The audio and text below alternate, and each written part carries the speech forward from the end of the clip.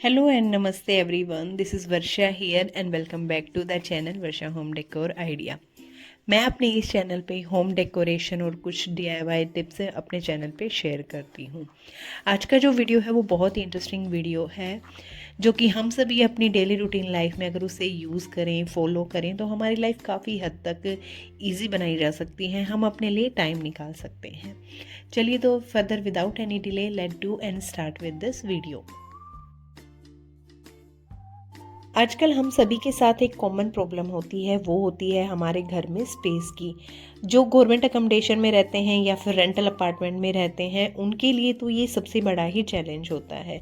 क्योंकि अगर आपका खुद का घर है तो आप उसको मॉडिफाई करा सकते हैं, उसको मॉड्यूलर बना सकते हैं, बट जो गवर्नमेंट अकोमोडेशन में रहते हैं उनके लिए ऐसा पॉसिबल नहीं है। और इस तरीके के ट्रंक हम सभी के पास मिल जाएंगे, क्योंकि हम एक ट्रांसफ़र वाली जॉब में होते हैं, तो एक जगह से दूसरी जगह सामान ले जाना बहुत ज़्यादा डिफ़िकल्टी होता है। और इस तरीके के ट्रंक में ना हमारा सामान सेफली चला भी जाता है जब हम एक जगह से दूसरी जगह ट्रांसफ़र होके जाते हैं। तो इस तरीके का ये जो ट्रंक है ना मेरा, इसका साइज़ जब मैं इसको इस तरह से हॉरिजॉन्टल करके रखती हूँ ना, तो इसका साइज़ काफ़ी लंबा है और ये काफ़ी ज़्यादा स्पेस मेरे घर में लेता है।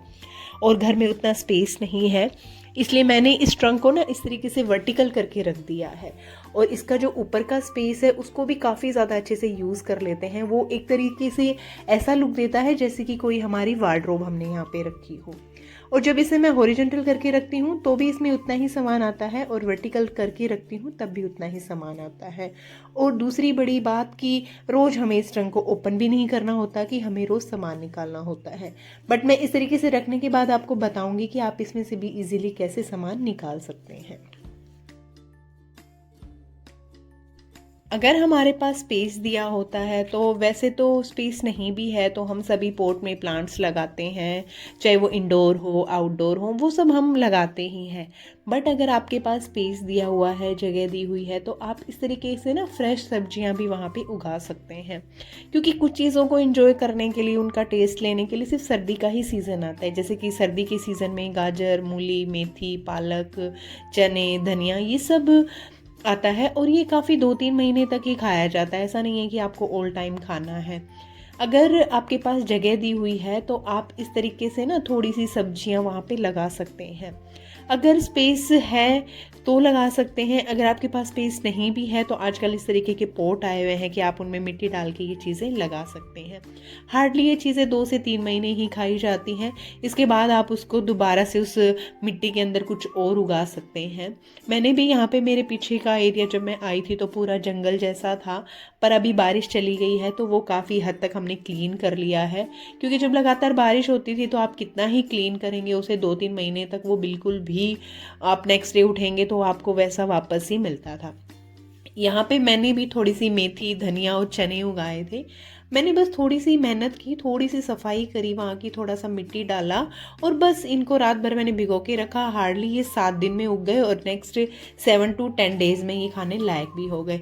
और मैं काफ़ी ज़्यादा पालक के पराठे, मेथी के पराठे, मूली के पराठे, इस तरीके से काफ़ी ज़्यादा इंजॉय कर रही हूँ इस सीज़न में। हम हर रोज़ डीप क्लीनिंग नहीं करते हैं। डीप क्लीनिंग का जब नंबर होता है तो हम उसे वीकली, 10 डेज़, 15 डेज़ में ही करते हैं। जो हमारे फ़ैन होते हैं वो वीकली थोड़े से गंदे हो जाते हैं, आफ्टर 10 और 15 डेज़ बाद वो और भी ज़्यादा गंदे हो जाते हैं। कोई फिक्स टाइम नहीं होता है इन्हें क्लीन करने का। बस आप एक दिन डिसाइड कीजिए जिस दिन आपको बेडशीट चेंज करना है, या आपको जिस दिन कपड़े वॉश नहीं करने हैं, या कुछ एक काम जो आपको उस दिन के लिए नहीं करना है, आप उस दिन ये सारा काम कर सकते हैं। आप उस दिन डिसाइड कीजिए कि आपके घर में जितनी भी दीवारों पे चीज़ें लगी हुई है या जितने भी आपके फ़ैन हैं, आपको बेडशीट चेंज करना है, तो ये सारा काम आप एक दिन में ही कर सकते हैं। मैं एक दिन डिसाइड करती हूँ, ऐसा नहीं है कि चलो हमें वेडनेसडे ही करना है, थर्सडे, आप 1-2 दिन डिले इसमें कर सकते हैं। कोई बड़ी बात नहीं है कि आपको ये क्लीनिंग आज ही करनी है। पर मैं जिस दिन भी अपने फ़ैन वगैरह क्लीन करती हूँ, दीवारों पे लगी हुई चीज़ों को क्लीन करती हूँ, उसी दिन मैं अपनी बेडशीट को भी यहाँ पे चेंज कर लेती हूँ। क्योंकि ऊपर से जो डस्ट गिरा है, ऊपर की जो दीवारों की डस्टिंग हुई है, वो नीचे या तो हमारे फर्श पे आती है और हमारी बेडशीट पे आती है। तो साथ में दोनों ही काम हो गए, बेडशीट भी चेंज हो गई और ऊपर की भी जो पूरी क्लीनिंग है वो हो गई है। इस तरीके से आप कोई भी दिन, जिस दिन आपको लगे कि आपको ये एक्स्ट्रा खाने में कुछ नहीं बनाना है या कुछ भी आपको उस दिन एक्स्ट्रा नहीं करना है, तो आप वो दिन यहाँ पे निकाल के ये वाली सफाई कर सकते हैं। हम सभी मंडे टू फ्राइडे बहुत ज़्यादा बिजी होते हैं और लगभग हम सभी की मील डिसाइड भी होती है कि हमें टिफ़िन में क्या बनाना है, लंच में क्या बनाना है और डिनर में क्या बनाना है। बट जैसे जैसे हमारा वीकेंड होता है, सैटरडे संडे होता है, हमें कभी कभी कुछ समझ में नहीं आता कि हम क्या बनाएं। और सडनली अगर घर में डिमांड हो कि आपको पनीर से रिलेटेड कुछ खाना है, पनीर सैंडविच खाना है, पनीर की सब्जी खानी है, पनीर के पराठे खाने हैं, तो मैं ना मार्केट से कभी भी पनीर नहीं लेके आती हूँ। ये वाली क्लिप मेरे से डिलीट हो गई जब मैंने पनीर फाड़ा था। बस इसमें कुछ भी नहीं, मैं विनेगर डालती हूँ दूध को अच्छे से बॉईल होने के बाद में, और इस तरीके से हमारा दूध फट जाता है। मुझे 7 से 8 साल हो गए, मैं मार्केट वाला पनीर कभी भी नहीं लेके आती हूँ। इसके 2 फ़ायदे हैं। एक तो आपको इसे कभी भी आप बना सकते हैं, लाइट का आपको सुबह मन किया कि ब्रेकफास्ट में आपको पनीर के पराठे बनाने हैं और अभी मार्केट बंद हो गई है, तो आप कैसे जाएं, या फिर कुछ भी। दूसरा ये है कि ये मार्केट से काफ़ी ज़्यादा सस्ता भी पड़ता है और खाने में भी काफ़ी ज़्यादा सॉफ्ट होता है। बाहर का जो पनीर आता है वो हल्का सा टाइट होता है और ये काफ़ी ज़्यादा सॉफ्ट होता है। मेरा बेटा तो इसे कच्चा खाना भी पसंद करता है, वो इसे ऐसे ही खा लेता है। जब मैं इसे बना के इसके कुछ क्यूब्स कट करती हूँ तब। आज उसकी डिमांड थी जब वो स्कूल गया कि उसे पनीर की सब्ज़ी खानी है, और मैं मार्केट नहीं जाती हूँ दिन डे टाइम में। जब मुझे सब्ज़ी वगैरह लेने जाना होता है, मैं पूरे वीक की सब्ज़ी एक बार ही लेके आती हूँ। बस इस तरीके से बीच में मैं कभी कभी चीज़ें ट्राई कर लेती हूँ।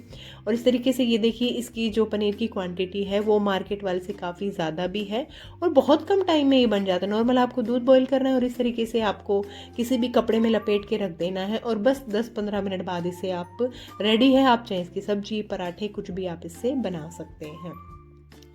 और इस तरीके से पनीर की काफ़ी ज़्यादा डिश आप बना सकते हैं। काफ़ी क्वांटिटी में निकल कर आ जाता है। आपका समय, आपका पैसा और आपकी मेहनत दोनों ही बच जाते हैं इससे। जो आदतें हमने अपने बचपन से सीखी है उन्हें हम आज भी फॉलो कर रहे हैं। हम सभी ने देखा हो कि हम सभी ने अपने घर में अलग अलग चीज़ें देखी है, तो बड़े होकर भी ना हम उसी चीज़ को फॉलो करते हैं, वो हमारी हैबिट बन जाती है। चाहे देख लीजिए कि कोई लाइट नमक का खाना खाता है, कम स्पाइसी खाना खाते हैं, बहुत लोगों के घर में ज़्यादा स्पाइसी खाना बनता है, तो हमारी जीभ जो है, हमारा टेस्ट जो है वो भी वैसा ही हो जाता है। इसलिए ये सही टाइम है हमारे बच्चों को सिखाने का कि जिस भगवान की वजह से हम सब कुछ हैं, हमें उन्हें भी याद करना चाहिए, उन्हें भी थोड़ा सा टाइम देना चाहिए। बच्चों को सुबह के टाइम इतना टाइम नहीं मिलता है कि वो पूजा पाठ करके जाएं, पर शाम की पूजा जब भी मैं अपने घर में करती हूँ, मैं उसे यहाँ पे अपने साथ खड़ा कर लेती हूँ और सारा काम उसी से कराती हूँ। अकेले मैं उसे कभी भी ये सारा काम नहीं करने देती हूँ, क्योंकि बच्चे अभी छोटे हैं, उन्हें प्रॉपर तरीके से करना नहीं आता है। पर ये सही टाइम है हमारे बच्चों को सिखाने के लिए। इस तरीके से आज ही हम उनको सिखाएंगे तो वो बड़े होकर अपनी लाइफ में इसे ज़रूर फॉलो करेंगे। तो मैं भी एक धन्यवाद अपने बेटे से ज़रूर दिलवाती हूँ भगवान को, उसे भी इस तरीके से अपने साथ लेके पूजा कराती हूँ, क्योंकि जिसकी वजह से हम सब कुछ हैं, उन्हें हमें धन्यवाद देना बहुत ज़्यादा ज़रूरी है। तो चलिए, आज के लिए बस इतना ही था। फिर मिलती हूँ आपसे एक नए वीडियो में।